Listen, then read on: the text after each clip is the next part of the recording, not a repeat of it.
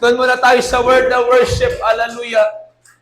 Ay naniniwala ako na ang worship sa Panginoon, sabi nga, it's not about the song that we sing, but about the sacrifice that we bring. Hindi daw po yung awit na ating kinakanta, kundi yung handog na ating daladala. Kaya hindi po porket nagtataas ng kamay, nag-worship na. Hindi po porket naiiyak, nag-worship na. Yes, that's part of worship. Pati po yan ang worship, yung pagtaas ng kamay, yung pagtutulot ng ating luha, mga kapatid. Kasama yan kapag we-worship natin ang Panginoon. Pero yung totoong worship na sinasabi ng Biblia, kaya nga sumagot yung bagong tipan. Romans chapter 12 verse 1, hallelujah. Mga mahal, mga kapatid, sabi ni Pablo, ipinamamanhig ko sa inyo, alang-alang sa masaganang habag ng Diyos, na ihandog ninyo ang inyong sarili bilang isang haing buhay, banal at kaaya-ayo sa Diyos na sa inyong katampatang pagsamba. For this is your reasonable service. Hallelujah.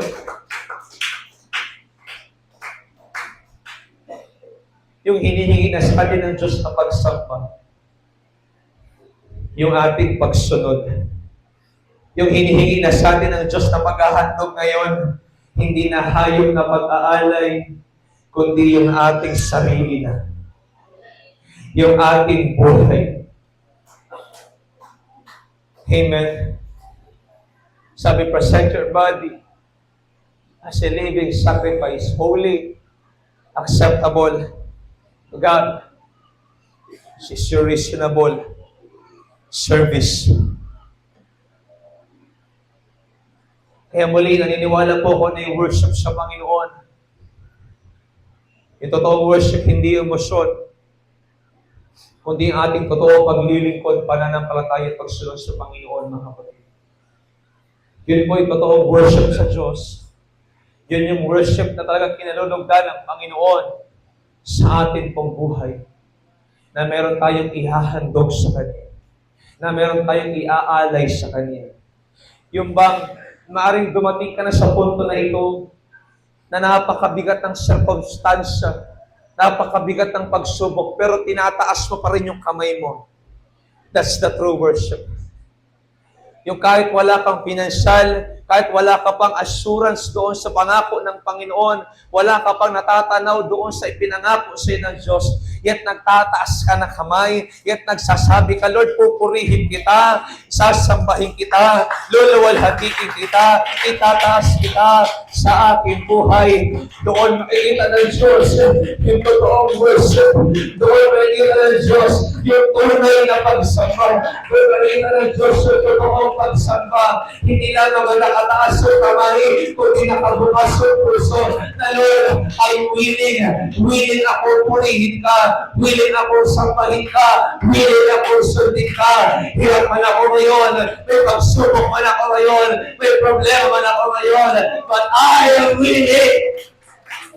Nandito pa rin ako, nag-iinig ko sa'yo, nandito pa rin ako, sumasama sa'yo, nandito pa rin ako, magpapagatin pa rin ako, nandito pa rin ako, aamin pa rin ako, nandito pa rin ako, magsasaw up sa fellowship, magsasaw up sa aking ministry, at kapag nangyari yun, doon lalabas yung totoong worship. Doon makikita ng Diyos, anak, pumasa ka sa test. Hallelujah. Anak, pumasa ka sa exam. Church, kaya po, sa darating na linggo na ito, kung may pagsubok na darating sa buhay natin, anumang pagsubok yan, magsimba ka pa rin, magpuri ka pa rin, sumamba ka pa rin sa ating Panginoon. Amen. Kasi doon makikita ng Diyos yung totoo mong pagsamba sa Kanya. Yung totoo mong paglilingkod sa Kanya. Church, alam na natin yan. Madali magsabi sa Diyos, pinupuri kita sa panahon na tayo masagana. Madaling sabihin sa Diyos, sinasamba kita kapag maayos ang negosyo. Madaling sabihin sa Diyos, sinasamba kita, pinupuri kita, iniibig kita, Panginoon, kapag walang nangyaring masama, walang nangyaring hindi maganda. Pero tayo rin po ang buhay na patotoo. Kapag may nangyaring pagsubok, doon mas masarap mag-worship sa Panginoon. Kapag narinig mo yung awit, ikaw lamang. Amen? Jesus, pag in-play natin yung awit na yan, yung all my life you have been faithful, and all my life you have been so good, na ika'y tapas sa habang buhay, ika'y mabuti magpakailanman. Kapag inaawit yung napakabuti mo, kapag inaawit yung kahit kailan, di ka nagkulang. Kapag nag-play yung mga worships, oh, kadaya. Kadaya. Hallelujah, God. Halakpakan natin ang Panginoon.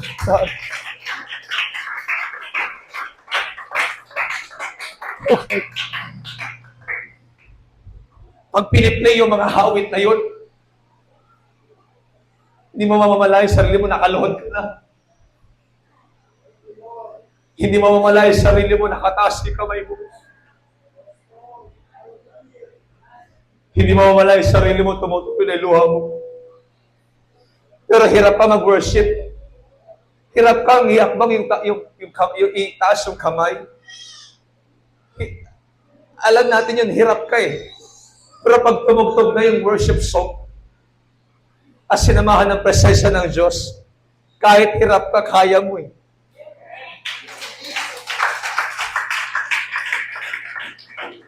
Kahit puno ka ng pagsubok eh. Kahit puno ka ng takot. Kahit puno ka ng alinlangan, pinapayapa ka ng Diyos. Pinapatatag ka ng Diyos. That's why we thank God for music team. We thank God for musician na mga dedicated sa Panginoon.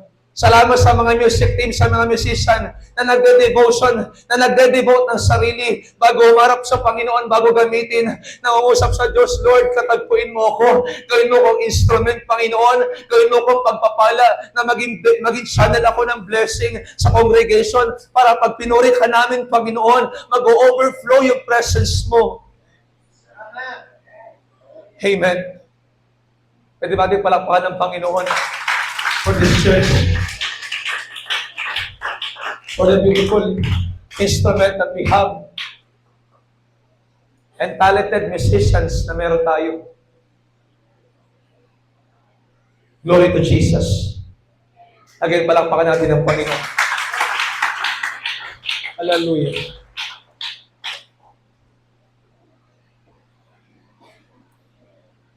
Church, hindi lang I suggest. Kasi kung sabihin sa atin, kahit hirap ka magpuri next week, purihin mo ng Diyos. Kasi kung walang mangyayari kung di mo pupurihin ang Diyos, mas may mangyayari kung pupurihin mo siya. Amen. Amen. Kung wala nang mangyari pag hindi mo pinuri ang Diyos, naniniwala ko mas may mangyayari kapag pinuri mo ang Diyos. Mayroon diferensya po. So, doon na lang tayo sa kahit hindi man natin kaya, pero sinubukan lang natin, pinuri natin ang Diyos, sinamba natin yung kanyang pangalan. Naalala ko pa nga, may nakalagay dito dati, worship God in the beauty of His holiness. Naalala niyo po, dito po sa inyo, dito banda sa part na ito, mga kapatid, di ba? Worship God in the beauty of His holiness. Na kapag pinuri natin ang Diyos, sa kagandahan ng kanyang kaluwalhatian at kabanalan, naniniwala ko, mga kapatid, talaga makikita mo yung kapangyarihan ng Diyos. At may matatransform sa puso mo. Pumasok ang takot, lalabas kang pangutapang. Hallelujah. Pumasok kang nangihina, lalabas kang malakas. Pumasok kang magabag, hallelujah, lalabas kang puno ng kabag sa buhay na ito. Ganun ka-powerful po yung worship sa Panginoon. Hindi lang po yan basta pag-awit sa Diyos. Kasi sa true worship, mga kapatid, true praise and worship, lalatigip, iniimbitahan natin yung langit na sumaatin.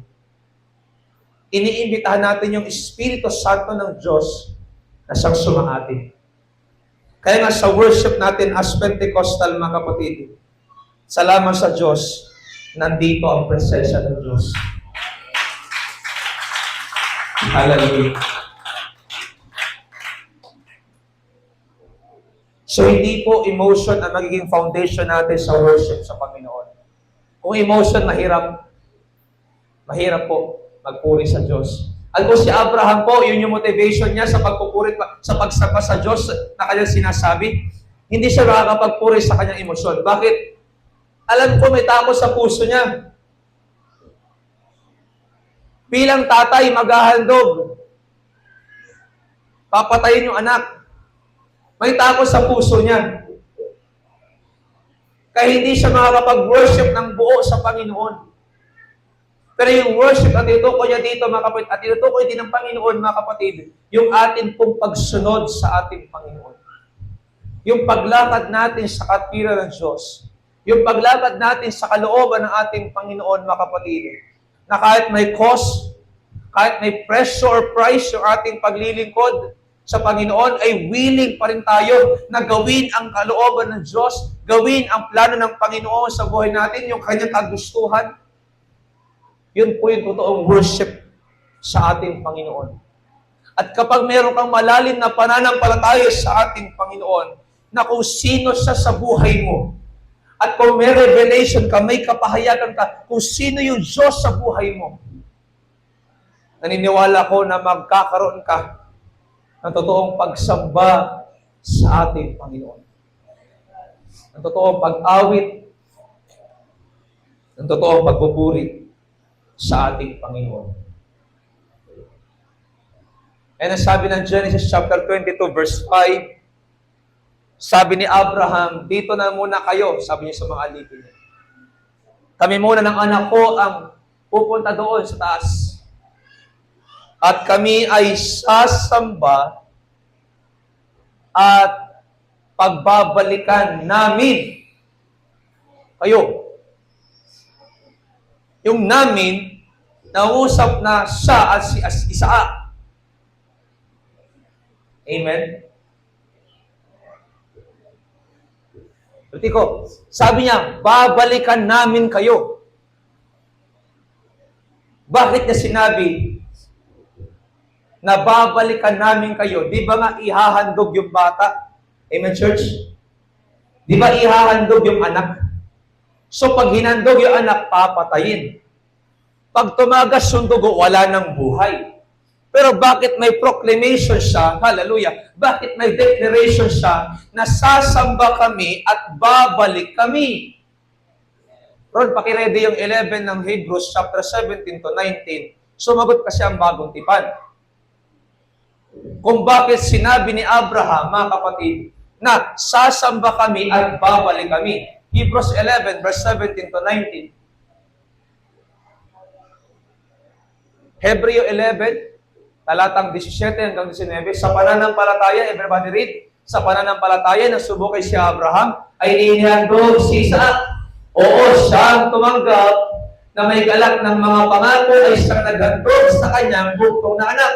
Verse 18, sa makatuwid bagay ako pinagsabihan kay Isaac ay tatawagin ang iyong binhi. Last verse, na inisip ni Abraham na maging sa gitna ng mga patay ay maaaring buhayin siyang mabuli ng Diyos. Mula din naman ay muli siyang tinanggap sa isang halimbawa. Hallelujah, we praise God. Dahil pala kung bakit nasabi ni Abraham na sasamba kami at babalik kami, naniniwala siya sa kanyang isip, naniniwala siya sa kanyang puso, kahit patayin ito ng Diyos, bubuhay ito ng Panginoon. Kahit mawala ang anak ko, ibabalik ang Diyos. Hallelujah. Amen. Kaya kapag meron tayong totoong pananampalataya sa Diyos, meron tayong sukatan kung sino yung Diyos sa puso natin, kahit meron alisin ang Diyos, kahit meron higit ang Diyos sa buhay natin, kaya natin ibigay kasi alam natin sa puso natin, siya ang nag-aalis, yet siya rin ang nagbabalik. Anong sabi ng John chapter 10 verse 10? Hindi na parito ang magnanakaw, kundi pumatay, sumira at magwasak. Pero sabi ni Jesus Christ, naparito ako upang bigyan kayo ng buhay at ng kasaganaan nito. Hallelujah. Amen? Kaya sa Diyos wala ka nang hahanapin. Sa Diyos walang kukulangin. Dahil ang Panginoon mayroong kayang gawin sa buhay natin. Kung ang kaaway may kayang patayin, ang Diyos kaya niyang buhayin. Kung ang kaaway may kayang kunin, ang Diyos may kayang ibalik. Kung ang kaaway may kayang buksain, ang Diyos may kayang buuin. Huwag tayo matakot, huwag tayo mangamba, huwag tayo mabalisa, mga kapatid, makapangyarihan ang Diyos. 1 John chapter 4, verse 4, greater is He that is in you than he that is in the world. Higit na dakila sa nasa inyo kesa sa nasa sanlibutan. Si Jesus Christ ang mas dakila. Si Jesus Christ ang mas makapangyarihan kaysa kay Satanas na nasa sanlibutan. So, matatakot pa bang sumunod sa Diyos? Hallelujah. Matatakot pa ba tayo sumunod sa Panginoon? Matatakot pa ba tayo maglingkod sa Panginoon? Yes, pwede natin maramdaman yung takot bilang tao. Pwede natin maramdaman yung alinlangan bilang tao. Pwede tayong kabahan bilang tao. Pero kapag ang presensya ng Diyos, hallelujah, 2 Timothy chapter 1 verse 8, hindi tayo binigyan ng Diyos ng spirito ng takot, kundi kapangyarihan. Pwede kang matakot, yes. Pwede kang makaramdam ng kaba, yes. Pwede kang mag-alinlangan, yes. Pero kapag ang presensya ng Diyos ay nasa iyo, hindi ka mamumuhay sa takot, hindi ka mananahan sa takot. Oh, hallelujah. Praise God, mga purihin natin ang Panginoon.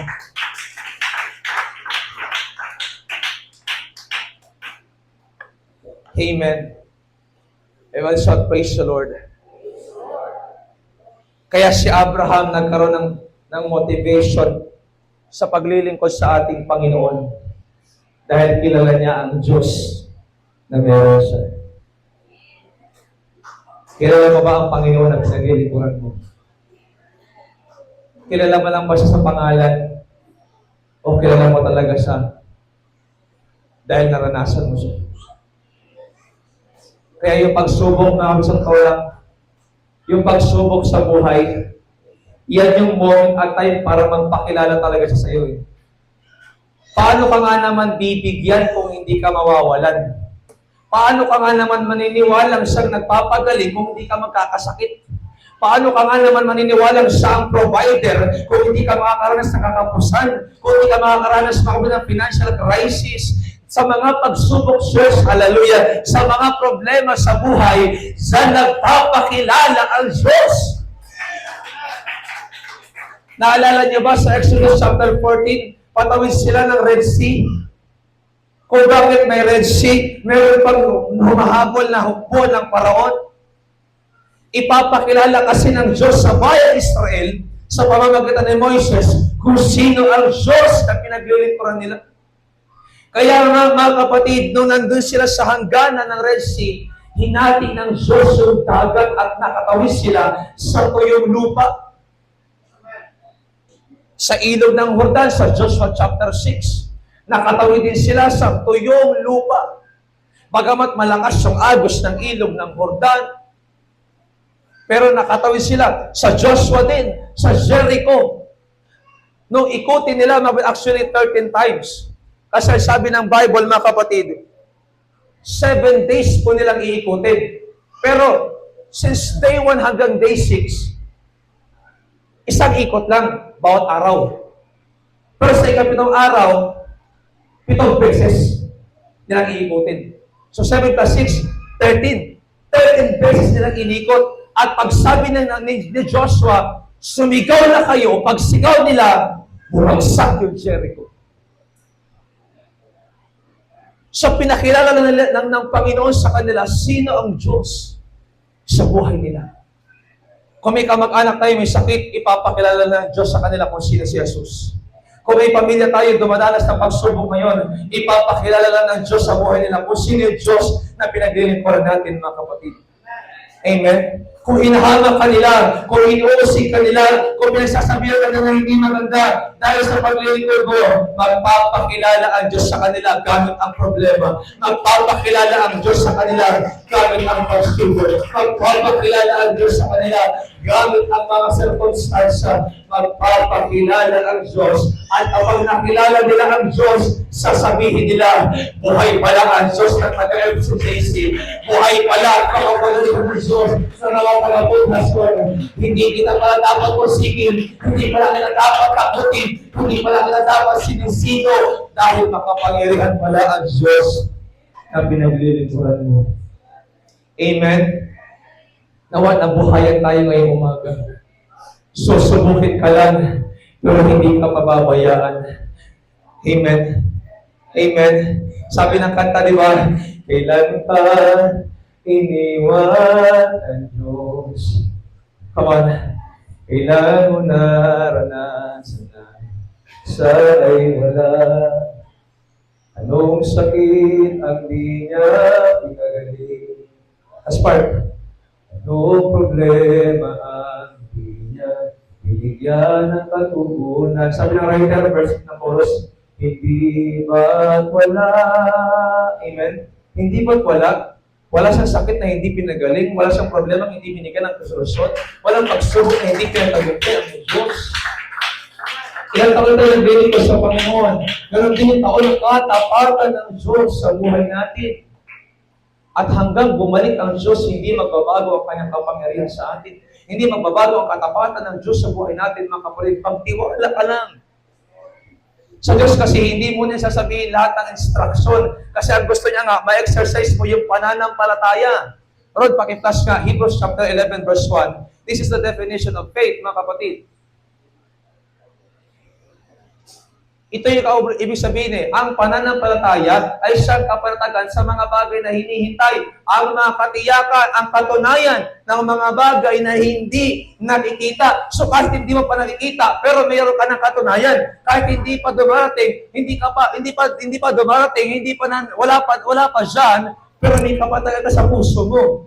Yan ang gusto ng Diyos ma-exercise. Yan ang gusto ng Diyos ma-develop. Yung paglakad mo sa pananampalataya, sa bagay na hindi mo nakikita, sa bagay na hindi ka pa sigurado, pero naglilingkod ka, nagtitiwala ka.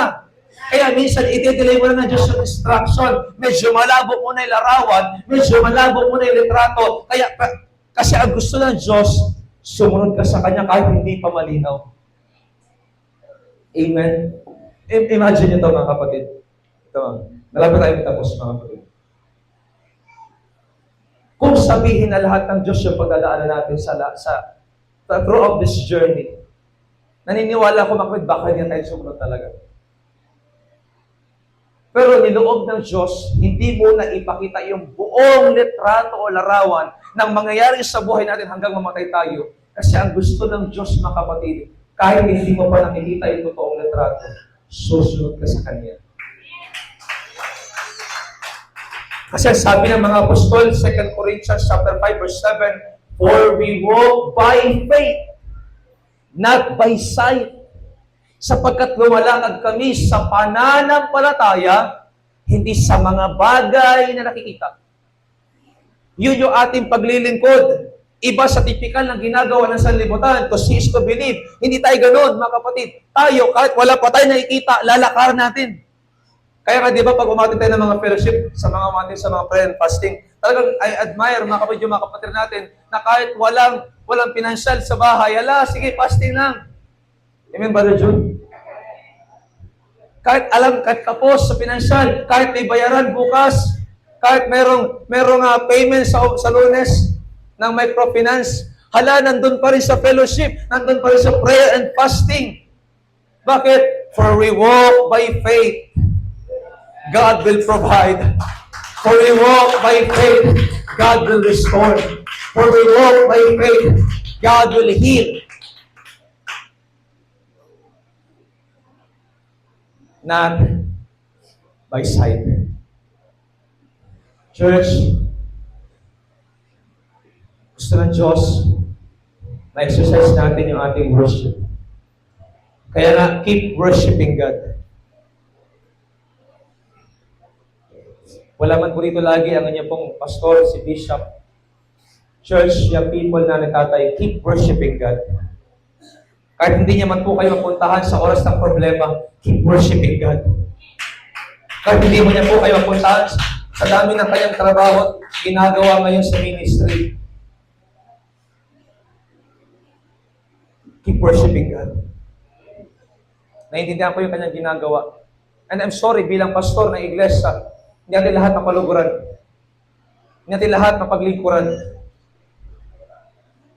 Pero ganun pa man mga kapatid, dalangin ko sa Diyos, tumitibay po ang pananampalataya niyo, hindi sa amin bilang pastor, kundi sa Diyos na tumawag sa atin.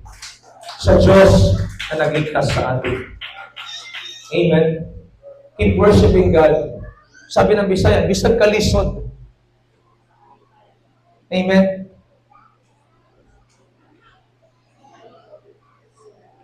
Sabi nga na ibang salin ng Bisaya, ayaw pagsukol. Diba? Ba, ayaw pagsukol. Hallelujah. Saya pa na ibang dialekto, ayaw pagundat. Huwag sumuko. Keep worshiping God. Patuloy tayo sumama sa Diyos. Hindi lang yung pagsabat through praise and worship, kundi worship na nagmula sa ating puso na willing tayo sumunod sa Panginoon. Willing tayo magpagaan sa Panginoon. Willing tayo maglingkod sa Kanya kahit mahirap. Na parang Abraham, na meron tayong mga Isaac. Yung mga problema na yan, yung minsan yung mga Isaac na hinihingi ng Diyos sa atin. Yung problema, kawalan, kahirapan, kahinaan, karamdaman, yan yung mga Isaac na hinihingi sa atin ng Diyos, anak, ibigay mo sa akin.